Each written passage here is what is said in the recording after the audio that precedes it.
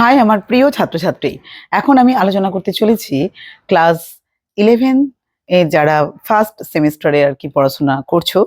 তোমাদের পরীক্ষার রুটিন তো তোমরা সবাই পেয়ে গেছো। সো তোমাদের যে পলিটিক্যাল সায়েন্সের যে সমস্ত চ্যাপ্টারগুলো রয়েছে তোমরা জানো, অলরেডি সিলেবাস সম্বন্ধে তোমাদের ধারণা হয়ে গেছে। তো সেই আমি আজকে প্রথম ও দ্বিতীয় চ্যাপ্টার থেকে কিছু গুরুত্বপূর্ণ তোমাদের এমসিকিউর উত্তর নিয়ে আলোচনা করছি। ঠিক আছে? তো তার আগে তোমাদের বলি যে তোমাদের যে সিলেবাস অর্থাৎ প্রথম যে চ্যাপ্টারটা সেটা রাষ্ট্রবিজ্ঞানের প্রকৃতি ও পরিধি, আর তারপরে দ্বিতীয় হচ্ছে রাষ্ট্র, তার সংজ্ঞা ও বৈশিষ্ট্য। এছাড়া তোমাদের নাগরিকত্ব, সংবিধানের সংজ্ঞা, প্রকারভেদ, সংবিধান রচনা, সংবিধানের সংবিধানের দর্শন, ভারতীয় সংবিধানের প্রধান প্রধান বৈশিষ্ট্য। হ্যাঁ, তো এই হচ্ছে তোমাদের সব সিলেবাসের মধ্যে রয়েছে। যে সিলেবাসের মধ্যে বিশাল কিছু যে ডিফারেন্সিয়েস তেমন কিছু নেই, তো খুবই সহজ সিলেবাস।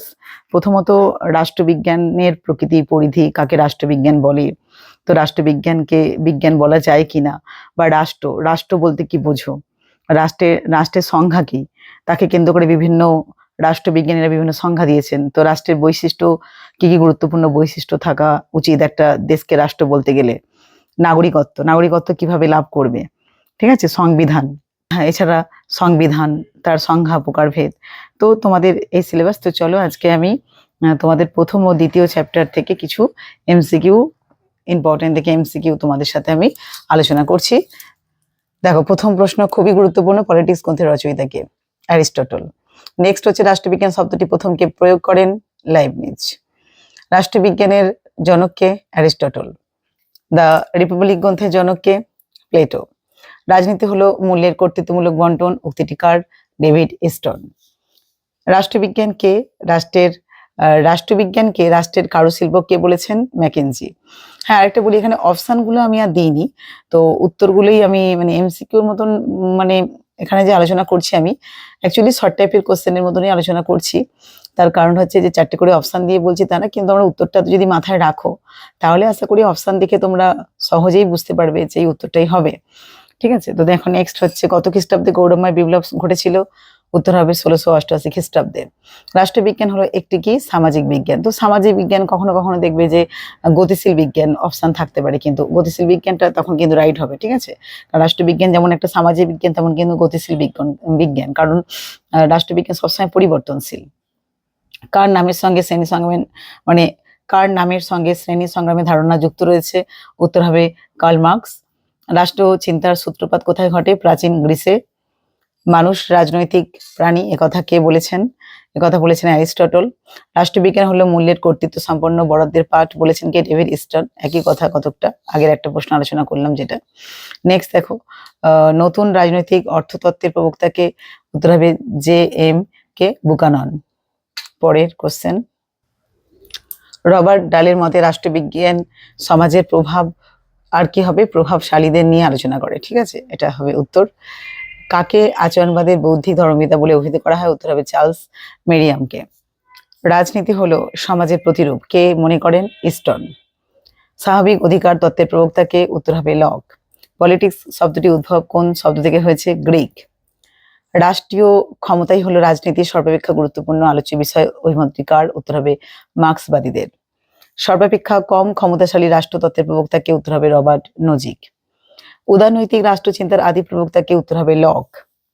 রাষ্ট্রবিজ্ঞানের রাষ্ট্রকেন্দ্রিক সংজ্ঞা কে দিয়েছেন? গার্নার। রাষ্ট্রবিজ্ঞানকে একটি প্রগতিশীল বিজ্ঞান কে বলেছেন? Lord Bryce. খুব ইম্পর্টেন্ট প্রশ্ন এটা।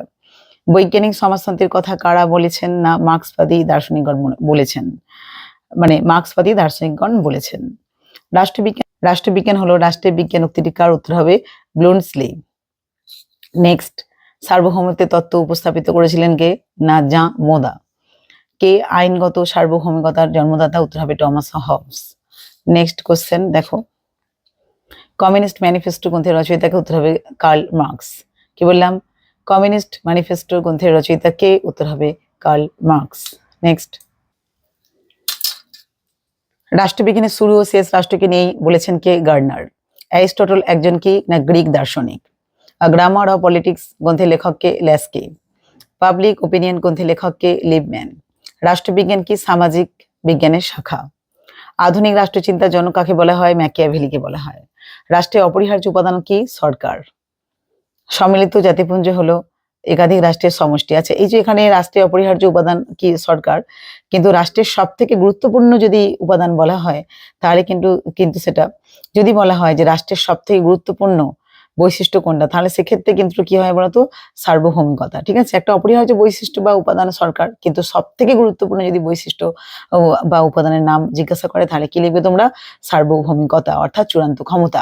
কারণ মানে যে মানে যার, অর্থাৎ বলতে পারো রাষ্ট্রের যে বৈশিষ্ট্যের মধ্যে যদি সার্বভৌমিকতার বৈশিষ্ট্যটা যদি না থাকে তাকে আমরা রাষ্ট্র বলে গণ্য করতে পারি না। ঠিক আছে, রাষ্ট্র ও অন্যান্য সংঘের মধ্যে পার্থক্য নির্ধারণ করার প্রধান উপাদান কোনটা? দেখো, এই তো সার্বভৌমত্ব।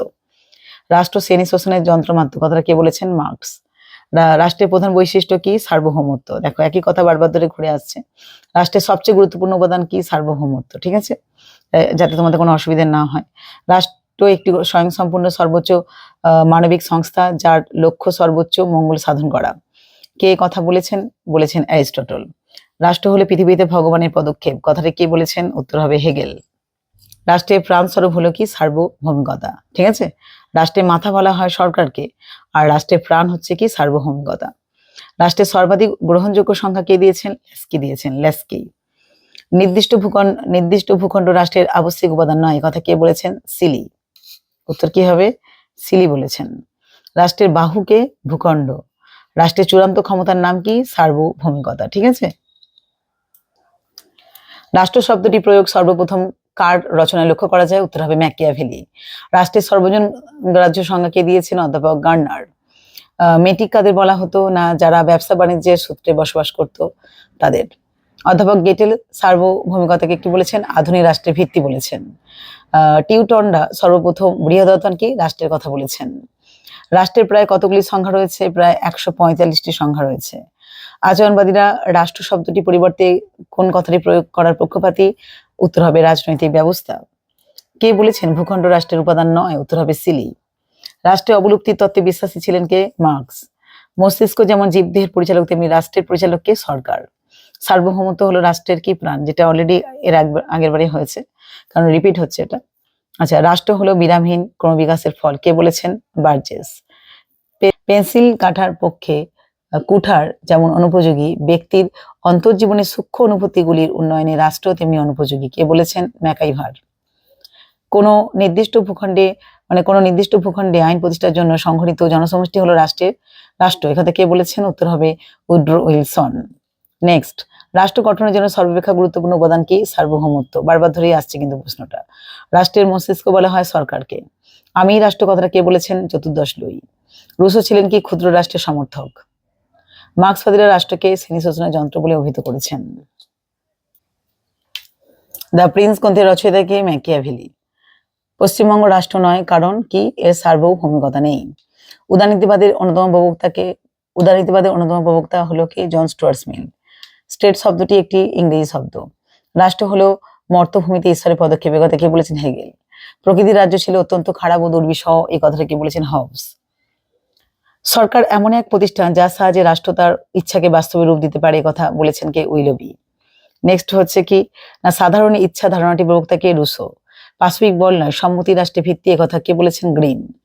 রাষ্ট্রের মধ্যে বসবাসকারী জনসমাজের উপর শাসক তার আধিপত্য প্রতিষ্ঠা করে, বলেছেন লেস্কি। সরকার রাষ্ট্রের একটি সংঘবদ্ধ সংস্থা মাত্র, বলেছেন কে? গেটেল। রাষ্ট্রের ক্ষুদ্রত্ব পাপের প্রতীক, বলেছেন টিটসকে বলেছেন এটা। পলিস কথাটির অর্থ কি? নগর রাষ্ট্র।